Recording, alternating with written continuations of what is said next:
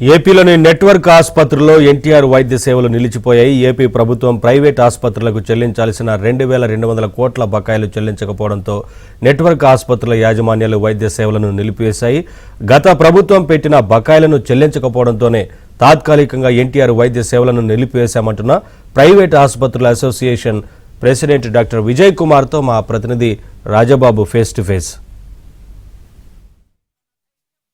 ఏపీలోని నెట్వర్క్ ఆసుపత్రుల్లో ఎన్టీఆర్ వైద్య సేవలు ఈ రోజు నుంచే నిలిపివేశారు. అంటే రాష్ట్ర ప్రభుత్వం ఆసుపత్రులకు బకాయిలు చెల్లించకపోవడం వల్ల ఆసుపత్రి యాజమాన్యాలు ఈ రోజు నుంచి ఎన్టీఆర్ వైద్య సేవలను పూర్తిగా నిలిపివేసింది. ఇప్పటికే వివిధ దశల్లో వాళ్ళు తమ ఆవేదనను కూడా రాష్ట్ర ప్రభుత్వం దృష్టికి, అధికార యంత్రాంగం దృష్టికి తీసుకెళ్లినప్పటికీ కూడా సరైన స్పందన లేకపోవడంతో ఈ రోజు నుంచి మొత్తం ఎన్టీఆర్ వైద్య సేవలు అన్ని ప్రైవేట్ ఆసుపత్రుల్లో కూడా నెట్వర్క్ ఆసుపత్రుల్లో నిలిపివేశారు. దీనికి సంబంధించి రాష్ట్ర అధ్యక్షులు డాక్టర్ విజయ్ కుమార్ మనతో ఉన్నారు. మనం ఆయనతో మాట్లాడదాం. సార్ చెప్పండి, అంటే రాష్ట్ర ప్రభుత్వం నుంచి మీ ఆసుపత్రులకి సంబంధించి ఎంత బకాయిలు రావాలి? ఆసుపత్రులకు సంబంధించి మేము ఇచ్చిన లెటర్లో 3,500 కోట్ల రూపాయల బకాయిలు ఉన్నాయని మేము తెలియజేయడం జరిగింది. అయితే మేము నోటీసు మార్చి 7వ తేదీని ఇస్తే ఏప్రిల్ 5వ తేదీ వరకు మాకు ఎటువంటి స్పందన కానీ మాతో ఎటువంటి చర్చలు కానీ జరపడం జరగలేదు. ఏప్రిల్ 5వ తేదీన అంటే మొన్న శనివారం CEO గారు ఒక మీటింగ్ కండక్ట్ చేసి మా బకాయిలు 3,500 కోట్లు లేవని, ఓకే మేము చాలా ఎక్కువగా చెప్తున్నామని మాకు క్లారిఫై చేయడం జరిగింది. ఏ విధంగా క్లారిఫై చేశారంటే ఈ బకాయిల్లో ఇప్పుడు ప్రైవేట్ నెట్వర్క్ హాస్పిటల్కి సంబంధించి ప్రత్యేకంగా విడదీసి, అంటే ఎన్టీఆర్ వైద్య సేవను గవర్నమెంట్ ఆసుపత్రులు కూడా అందిస్తున్నాయి, వాటిల్లో గవర్నమెంట్ ఆసుపత్రులకు కూడా పేమెంట్లు జరుగుతున్నాయి. కాబట్టి ప్రైవేట్ నెట్వర్క్ హాస్పిటల్ ప్రత్యేకంగా 2,000 కోట్లు మాత్రమే ఉన్నాయని మాకు క్లారిఫై చేయడం జరిగింది. వారితో మేము అంగీకరిస్తున్నాం. మాకు ఇప్పుడున్న 2,000 కోట్ల రూపాయల బకాయిల్లో కనీసం 50% మాకు పేమెంట్స్ జరిగితే కానీ మేము ఆసుపత్రులు నిజంగా పే చేయలేని పరిస్థితుల్లో, రా మెటీరియల్స్ కొనలేని పరిస్థితుల్లో, డాక్టర్లకు జీతాలు ఇవ్వలేని పరిస్థితుల్లో ఉన్నాయని వారికి తెలియజేయడం జరిగింది. వీటికి సంబంధించి ఈ పేమెంట్స్కి సంబంధించి పూర్తి క్లారిటీ, దాని మీద పూర్తిగా అధికారం ఉన్న ఎవరినైనా ఇప్పించేటట్టు, అలాగే మిగతా 1,000 కోట్ల రూపాయలు కూడా ఎప్పుడు ఇస్తారో ప్రాపర్ టైం లైన్స్తో తెలియజేయమని మేము ప్రభుత్వానికి విజ్ఞప్తి చేస్తున్నాం.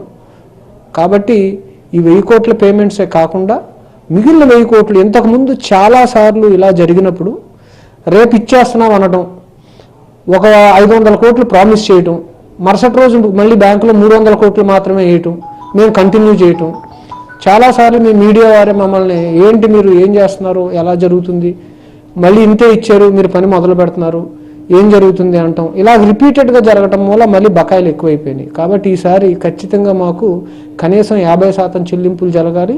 మిగతా అమౌంట్ కార్యాచరణ కూడా క్లియర్గా ఇమ్మని ప్రాధాయపడుతున్నాం. అంటే గత వైసీపీ ప్రభుత్వంలోనే మీకు 2,500 కోట్ల రూపాయలు బకాయిలు ఉన్నాయని చెప్తున్నారు. అంటే ముఖ్యంగా చూస్తే కనుక ప్రస్తుతం కూటమి ప్రభుత్వం ఆర్థిక ఇబ్బందుల్లో ఉంది కాబట్టి మానవీయ దృక్పథంతో ఏమన్నా ఆలోచించి ఈ రోజు నుంచి వైద్య సేవలు కంటిన్యూ చేసే అవకాశం ఉంది? ఖచ్చితంగా అండి. ఇప్పుడు గత ప్రభుత్వం ఉన్నప్పుడే మేము 2,500 కోట్ల రూపాయలు బకాయిలు పడినప్పుడు, ఆ రోజు ఎలక్షన్స్ దగ్గర ఉన్నప్పుడు ఆ రోజు CS గారికి మేము మా వల్ల కాదు, మేము ఇంక ఇవ్వలేకపోతున్నాం సర్వీసులని లెటర్ ఇవ్వటం.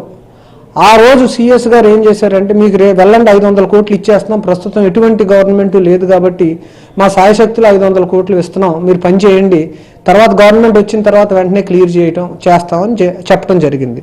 సో ఖచ్చితంగా మేము పరిస్థితిని అర్థం చేసుకుని ఆ రోజు పని మొదలుపెట్టాం. కానీ 300 కోట్లు వేశారు ఆ రోజు. మీకు ఇప్పటివరకు ఏమన్నా ప్రభుత్వం నుంచి ఏమన్నా పిలుపు వచ్చిందా, రమ్మని చర్చలకి ఏమన్నా పిలుపునిచ్చారు?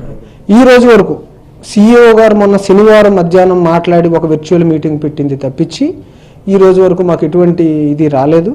ఖచ్చితంగా మమ్మల్ని పిలిస్తే చర్చలకి సిద్ధంగా ఉన్నాం.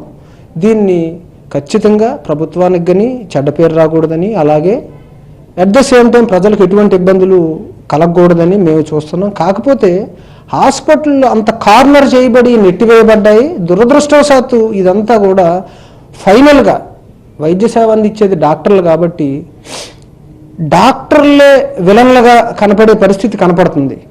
దీని నుంచి ఈ ఆరోగ్య రంగాన్ని రక్షించమని మేము కోరుతున్నాం. దీన్ని కరెక్ట్గా సిస్టమేటిక్ చేసేస్తే ఇది అసలు ఎటువంటి ప్రాబ్లం లేకుండా సజావుగా నడుస్తుంది. అది మా ప్రయత్నం అది ఏదైతే నెట్వర్క్ ఆసుపత్రులకు వచ్చే రోగులకు వైద్య సేవలు అందిస్తామో వాళ్ళకి ఎటువంటి ఇబ్బంది లేకుండా చూస్తామో, రాష్ట్ర ప్రభుత్వం కూడా మానవతా దృక్పథంతో ప్రైవేటు ఆసుపత్రులకు చెల్లించాల్సిన బకాయిలపై దృష్టి సారించాలి, వెంటనే 50% బకాయిలు విడుదల చేయాలని కూడా డాక్టర్ విజయ్ కుమార్ డిమాండ్ చేస్తున్నారు. ఇది రాష్ట్ర ప్రభుత్వం బకాయిలు చెల్లించకపోవడం వల్ల ఎన్టీఆర్ వైద్య సేవలు ఈ రోజు నుంచే నెట్వర్క్ ఆసుపత్రిలో నిలిపివేసిన పరిస్థితి. వీడియో జర్నలిస్ట్ సతీష్తో రాజుబాబు, ఏబిఎన్ ఆంధ్రజ్యోతి, రాజమండ్రి.